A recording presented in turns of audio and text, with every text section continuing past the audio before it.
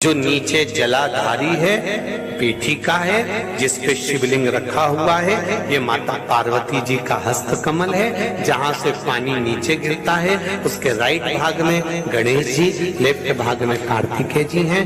बीच में जो मोटी सी लाइन है वो अशोक सुंदरी है। ऊपर से जो बूंद बूंद पानी जिस कलश में से गिर रहा है वो शंकर भगवान की 5 लड़कियां जया, विषहरा, शामली बारी, गौतली और देव, ये शिव जी की 5 बेटियां हैं जो निरंतर भगवान शिव के साथ में निवास करती हैं। ऐसा मेरे शिव का आनंद है। बस हमें इतना जानना है, बाकी के हमें उससे मतलब नहीं है। दुनिया कुछ भी कर,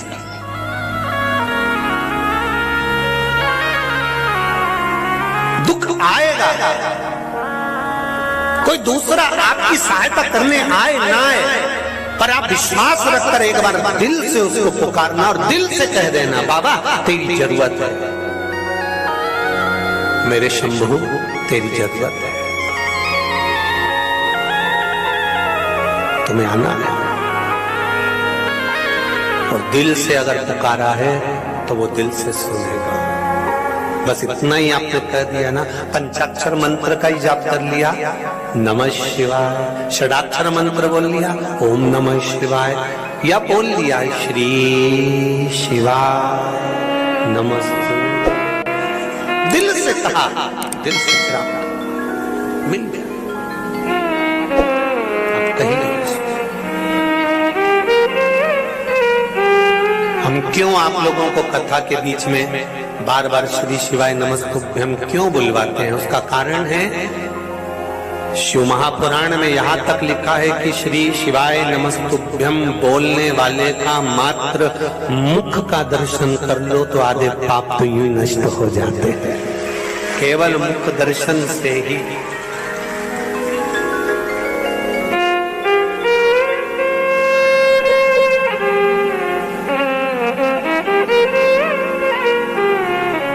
बैंक की जो बुक होती है उसको कहते हैं बैंक की पासबुक।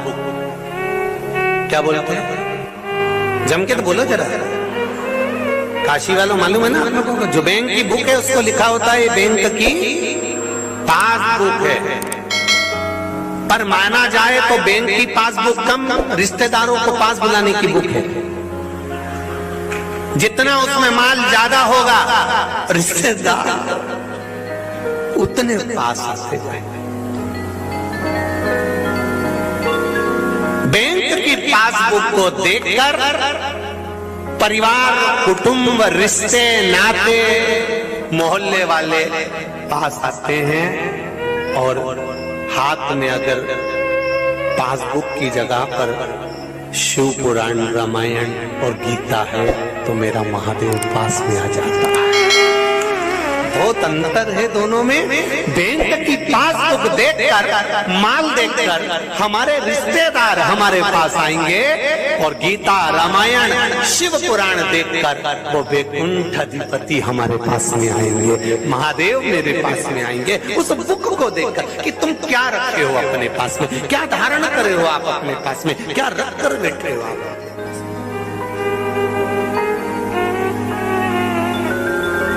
शिव कथा का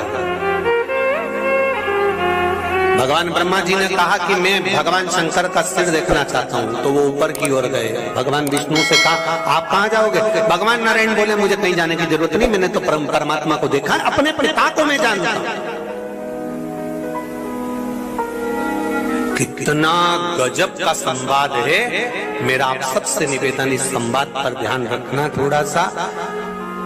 कितना गजब का संवाद है कि भगवान विष्णु कह रहे हैं मैं मेरे पिता को अच्छी तरह से जानता हूं, कोई बताने की जरूरत नहीं है। ये भगवान विष्णु ने जो कहा ये शब्द तुम्हारे मुख पर होना चाहिए जिस समय पर तुमको ज्ञान देने वाली चंद्र घंटा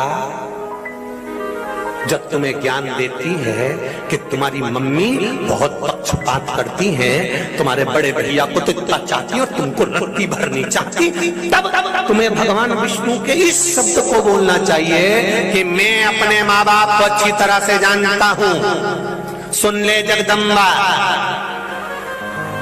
काल रात्रि कुष्मांडा, इतना मत बोल देना नहीं तो त्रिशूल हाथ में जाएगा। इतना नहीं,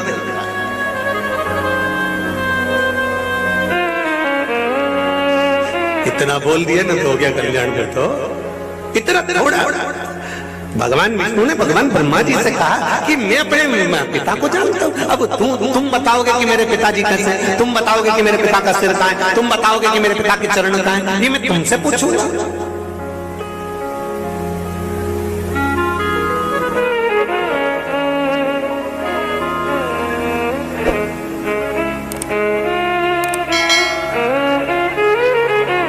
सारी दुनिया के लोग, सारी दुनिया के लोग तुम्हारी तारीफ करेंगे, पर केवल एक जगदम्बा ऐसी होती है जो हमेशा गलती छाटती रहती है। तुम में तो अक्ल ही नहीं है। तुम्हारे दोस्तों को देखो, भले वो कैसा ही हो, उसको देखो कितनी मेहनत करता है, कमाता तो है, कितना आगे बढ़कर काम करता है, और उसकी धर्म पत्नी उसको कोस रही है। तुम्हारे दोस्तों को देखो, वो इसको दूर के ढोल, जरा अच्छे से बोलो रे काशी वाला, जरा जोरदार बोलो, दूर के ढोल सामने नजर आते हैं। हमें लगता है कि वहां ऐसा नहीं, नहीं नहीं नहीं, आप भीतर से रचिए। आप लोग कहते हैं साहब वो विदेश जाएंगे तो ऐसा होगा, विदेश में एक बार मौका लगे तो जाइएगा, विदेश में ऐसा। हम कहते हैं वहां जाने से अच्छा है एक बार विदेश में रहने वालों से भी निवेदन है, एक बार मेरी मातृभूमि भारत की गोद में तो आकर देखिए, तब मालूम। जितने लोग बैठे हैं इसमें से कितने लोग विदेश गए, जरा हाथ तो उठाओ रे। जो लोग विदेश घूम के आए सब उठा लो, जो गए। आप लोग विदेश गए थे, जहां भी गए थे, अमेरिका, हालैंड, जहां इंग्लैंड जहां गए थे, तो वहां जाकर तुमने इंग्लैंड की मिट्टी को अपने सिर पे लगाया था? हालैंड की, अमेरिका की, यूरोप की नहीं, चीन की नहीं, पर विदेश से जो भारत की भूमि पर आता है और भारत की भूमि पर गंगा के तट पर जब आता है तो गंगा के तट की भूमि को अपने मस्तक पर रगड़ कर जाता है, ये वो भारत है।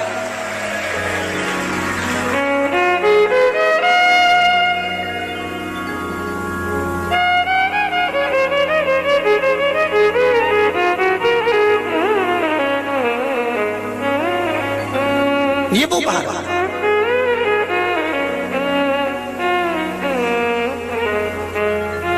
भाई चरण कहाँ है? भगवान विष्णु ने कहा कि तुम क्या देखना चाहते हो? ब्रह्मा जी बोले मैं सिर देखने जाता हूँ। भगवान विष्णु ने कहा क्या चाहते हो? आप भी कुछ चरण ढूंढने के लिए जाइए। भगवान विष्णु अपने ब्रह्मदेव को समझाने के लिए चरण ढूंढने के लिए गए। उनको जाने की जरूरत नहीं थी, पर लौकिक रीति करने के लिए, संसार के लोगों को समझाने के लिए नीचे की ओर। जब कोई नहीं समझता है करना पड़ता है कुछ नहीं। गए नीचे, नारायण नीचे जाते गए, चरण नहीं मिले, वापिस आ गए। ब्रह्मा जी ऊपर जाते गए, थक गए। उन्होंने कहा अपन को थकान भी हो गई, पर भगवान शंकर का सिर नहीं मिला, शिवलिंग का छोर नहीं मिला, तो उन्होंने केतकी के फूल को तोड़ लिया। केतकी के फूल से कहा फूल तुम नीचे चलो, मेरे साथ में चलकर भगवान विष्णु के सामने कह देना कि ब्रह्मा जी को शंकर भगवान का शिवलिंग का छोर मिल गया। केतकी के फूल ने पूछा मैं नीचे जाके झूठ बोलूंगा, उससे मेरा फायदा क्या होगा? तो भगवान ब्रह्मा जी ने कहा मैं तुझे सुगंधित बना के रखूंगा, सारे देवताओं पर तुझे चढ़ाते रहूंगा, सारे देवताओं पर तुझे चढ़ाऊंगा और सुगंधित बना के रखूंगा। केतकी के फूल ने पूछा यदि ब्रह्मा जी भगवान विष्णु ने मेरी बात नहीं मानी तो? ब्रह्मा जी ने वहीं से गौ माता निकल कर जा रही थी, गौ माता को रोक लिया, कहा माँ रुकिए, गौ माता तुम्हारे साथ चलो, भगवान विष्णु के सामने जाकर कह दो कि यहाँ ब्रह्मा जी को शिवलिंग का छोर मिल गया।